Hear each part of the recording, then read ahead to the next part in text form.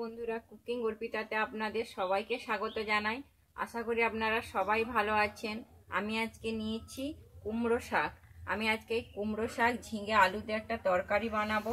আপনারা আমাকে পুঁই শাকে অনেক ভালোবাসা দিয়েছেন, তাই জন্য আমি আজকে কুমড়ো শাকের একটা নতুন রেসিপি করে দেখাচ্ছি। আমি যেরকমভাবে বানাই সেরকমভাবেই বানাচ্ছি। কুমড়ো শাক কিন্তু খুবই উপকার একটা সবজি। এটা কিন্তু শরীরের পক্ষে খুব পেট ঠান্ডা করে আর আমাদের শরীরকেও কিন্তু ভালো রাখে। আমার যদি এই রেসিপিটা ভালো লেগে থাকে তাহলে আমার চ্যানেলে একটা লাইক ও সাবস্ক্রাইব করে দেওয়ার অনুরোধ রইল। আমি ডাঁটাটাকে এবারে সুন্দর করে কেটে নিচ্ছি।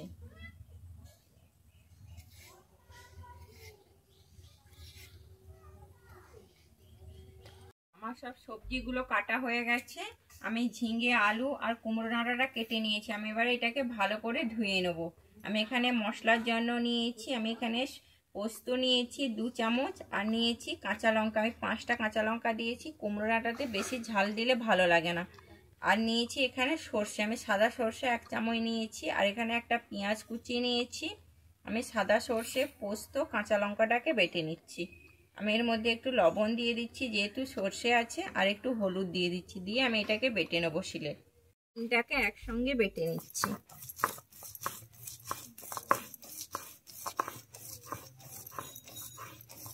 আমি কড়াইতে তেল দিয়ে দিয়েছি। আমি সবজিটা সাদা তেলে করে নেব।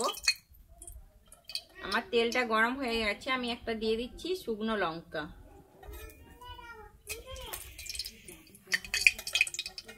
আর দিয়ে দিচ্ছি আমি 5 ফোড়ন।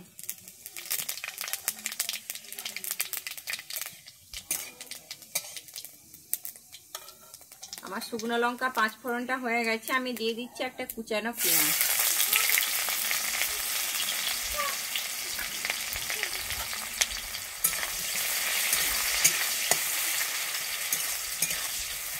পেঁয়াজটা কিন্তু এখানে বেশি ভাজছি না। আমার পেঁয়াজটা হয়ে গেছে মোটামুটি। আমি এর মধ্যে দিয়ে দিচ্ছি এবার কেটে রাখা সবজিগুলো।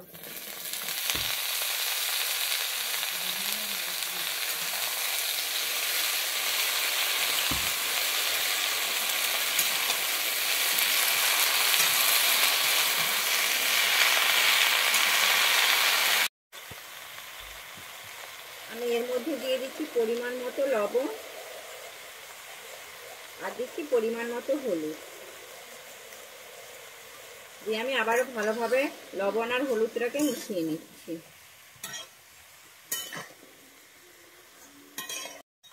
আমার লবণ আর হলুদটা ভালোভাবে মিশিয়ে নিয়েছি। আমি এবার এটাকে ঢেকে দিচ্ছি 5 মিনিটের জন্য।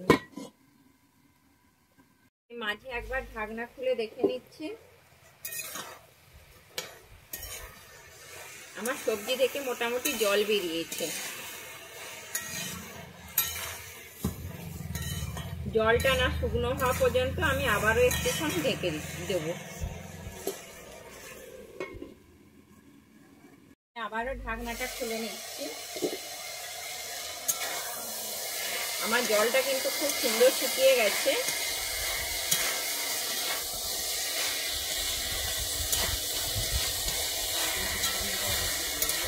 আমি এবারে বেটে রাখা মশলাটা দিয়ে দিচ্ছি।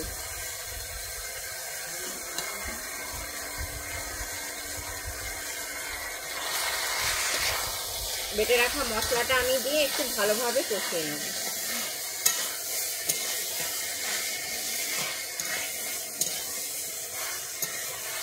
আমার মশলাটা কষানো হয়ে গেছে। আমি এবার একটু বাটি ধুয়ে জল দিয়ে দিচ্ছি।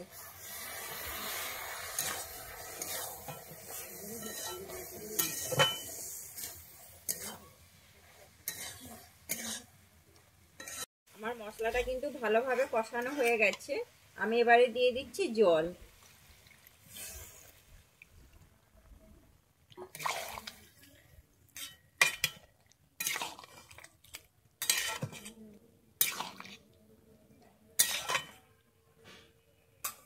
আমি এরপরে দিয়ে দিচ্ছি চিনি।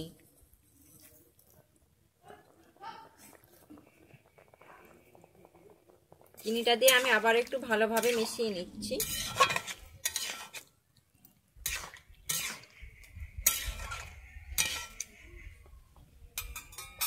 আমি আবারও ঢেকে দিচ্ছি 10 মিনিটের জন্য।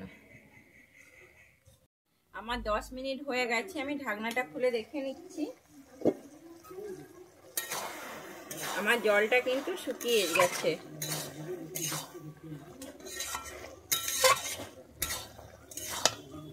আর তরকারিটা কিন্তু খুব সুন্দর মাখো মাখো হয়ে গেছে, কিন্তু খুব সুন্দর হয়েছে, দেখেই মনে হচ্ছে। এখনো যদিও বা আমি খাইনি, আমি এবার নামিয়ে নিচ্ছি।